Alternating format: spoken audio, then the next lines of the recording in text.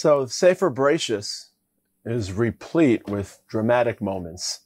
There are ladders, there are mountains, there are angels, there are gardens, there are floods. But all this drama is celestial.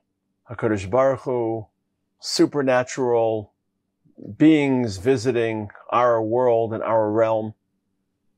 If you're looking for the most dramatic interpersonal moment in all of Sefer Bereshis, my vote is in this week's Parsha. After stringing along his brothers throughout Parshas Miketz, in order to reach all of his dreams, in order to actualize the bowing down, the leadership, finally Yosef caves. He couldn't hold out anymore, and he just blurted out, by the way, I can't take this anymore. I'm your brother Yosef. Hodavichai. That's one way to read the story. And of course, the Torah provides many different ways to read the story at once. Many different layers to the story. But I think there's a different way to read. Depends how you read the word yachol. He really couldn't hold out anymore. Yosef had demonstrated such conviction, such self-restraint, such discipline, such steely resolve. Remember, this is the Yosef of Parshas Vayeshev, Vayismahama. He resists the temptations of his master's wife. And it wasn't just the temptation of a woman. It wasn't just sexual advance. But this was a ticket to stardom. This was a ticket to everything he had believed in of himself that everyone denied him. For years and years, Yosef felt that he possessed special talent. No one got it. Everyone scoffed at him. He was sold as a slave. Now finally, a person gets it. And it's not just a person, it's a woman. And it's not just a woman, but it's his ticket to everything he believes, because in theory, if he marries this woman, then he can take care of her husband, and now he's become Egyptian aristocracy. So everything he's always wanted is now available to him, and yet Vayismahama. And the Shalshelis punctuates how disciplined Yosef was, how much resistance he was able to generate to everything held out before him on a silver platter. And not only is this the Yosef of Parshas Vayeshev, Vayismahama, but it's the Yosef of Parshas Miketz. Parshas Miketz, he sees his brother, who he's missed for all these years, his brother Binyamin. Vayiseina vayaris Binyamin achiv. Vayimaher Yosef kinich merachamav. So he feels emotionally moved, and his spirit is moved. Vayivakesh levkos. He wants to cry, but he holds out. Walks into a side room. Vayavo achadra vayef shama. He doesn't cry in front of his brothers. Vayirchatz panav. He washes his face, dries the tears. Vayitzei. Vayisapak. Remember that word, vayisapak. He demonstrates self-restraint. And he continues this ruse. He continues this facade that he's some Egyptian viceroy, because as far as he's concerned, this process hasn't reached its endpoint. So I don't think Yosef of Parshas Miketz, Parshas Vayigash, is unable to hold out anymore. What happened? Something changed? Something all of a sudden drew on his heartstrings in ways that didn't compel him in Parshas Vayigash, in Parshas Miketz, it didn't compel him in Parshas Vayeshev. I think what the Torah is demonstrating is not that he couldn't hold off, he made a decision not to hold out. It wasn't that the pressure got to him, it wasn't that emotionally became weak, it wasn't that his knees started wobbling. He could have continued this process.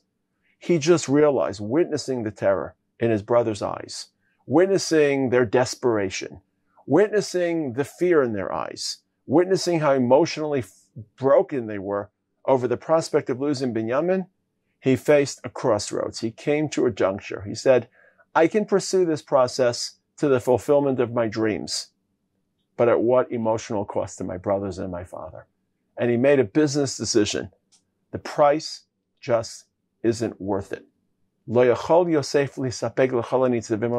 around the room, took the temperature in the room, and realized, I can't have both.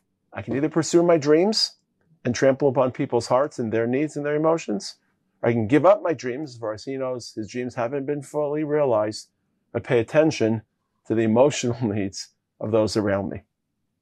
It all comes down to the following decision. Yosef's a man of passion. Can he also become a person of compassion? It's not always easy to reconcile the two. Yosef's a dreamer. Yosef's charismatic. He believes in his talent. He has ambition. He has aspiration in life. He feels passionate about the ideals he feels he can serve. But it's one thing to feel passion about ideas. It's quite another to feel compassion for people in your life. And Yosef, in Parshas Vayigash, hits that crossroad. He has to make a choice. And it's a choice that everyone has to make. We all have ambitions in life. We all feel passionate about the goals we'd like to fulfill. We all have the dreams we'd like to attain. But at what cost? Ambition is a very, very dangerous trait. It's interesting because in early religious thought, it was seen as a vice. It was seen as a negative trait. At some point, it became a positive trait. It became ambition drives our destiny and drives our careers. And it's good to be ambitious and we achieve. But sometimes ambition is so dangerous simply because we don't detect how dangerous it is. If you feel temptation, if you feel lust, if you feel jealousy, if you feel anger, you know that they're toxic traits. You may not be able to resist them, but you're able to identify them. Ambition is very elastic. It wraps itself around our nobility. We think we're serving public needs and public interests rather than serving our own personal interests. And once we believe it's our noble self and our idealism that we're serving, it's very easy to justify the means and justify trampling on other people, trampling on their needs, ignoring their needs because our ambition and our goals and our achievements are more important than our relationships. And I think the Torah is riveting our attention to this moment. Yosef must make a choice. Is it his passionate dreams or the compassion he's meant to feel for other human beings who may necessarily not share those dreams? And I think Yosef makes the right choice. And the word lo yachol Yosef is balanced l'chol hanitzavim alav. We know they're in the room. The Torah doesn't have to tell us that the brother's in the room.